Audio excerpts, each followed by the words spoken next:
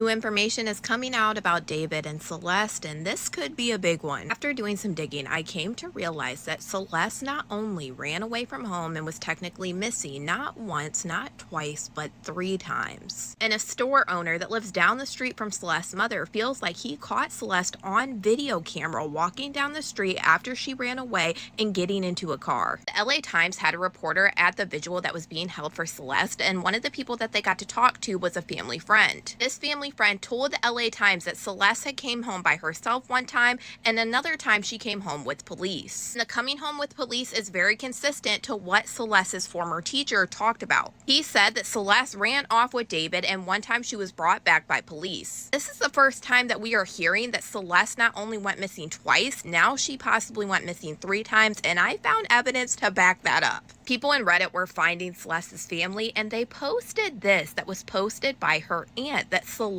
was last seen on 3/18 of 2024 in Lake Elsinore. Then the LA Times talks to somebody else, and it's a business owner who lives right down the street in Celeste's neighborhood. And the owner of this store told them that just after 7 a.m. on March 19th, which would be the day after this missing poster that was posted by her aunt, a young girl walked down the street in a dark sweater and light pants, according to a surveillance video from the store. Celeste's family asked the store owner for the video, and he sent it to them because he was confident the girl in the video was Celeste. The store owner said that he knew Celeste because she would come into the store a lot. She would buy soda, she would buy Takis and other snacks. He believed that she got into a vehicle down the street from the store, but he could not make out clear details as she walked out of frame in the video. He then went on to say that police have never asked him for that video footage that he has. This part is a really big deal because we know now Celeste's family have this video and also the store owner. So I'm hoping that they give it to the police department, but most importantly,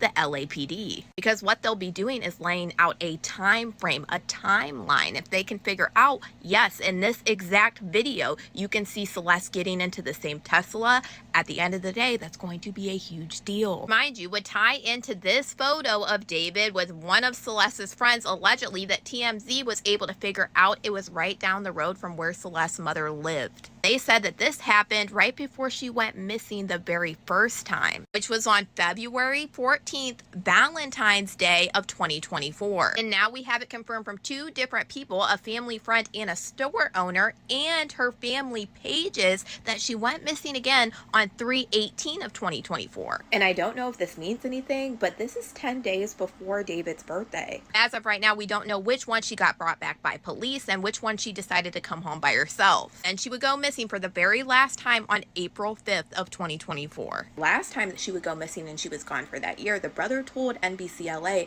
that she had vanished after going to see a movie with David in last May. He also said that David would frequently pick up his sister in the same Tesla Model Y in which her remains were later discovered in. It's important to note that Celeste's mother did tell TMZ before they identified Celeste positively as being the one in the trunk that her daughter had a boyfriend named David. It does lead for some questioning. Is this some possible teenage rebellion, or did the family actually know that she was dating David? But no matter what that may be, this is going to be very important information that the cops are going to be following up on because it's going to lay out a timeline of events. If they can in fact prove that David was going to get Celeste multiple times, honestly, that's not good because we know David is an adult and Celeste is a minor. And everybody's main question is, well, why hasn't he been arrested already with all of this evidence coming out? And I've watched a few retired officers talk about this. It could potentially take a while because what the police are going to do is build a timeline, and they're also going to use the internet presence to help connect that timeline. And they will go around and they will question people that were close to David and ask if anybody has seen Celeste and try to figure out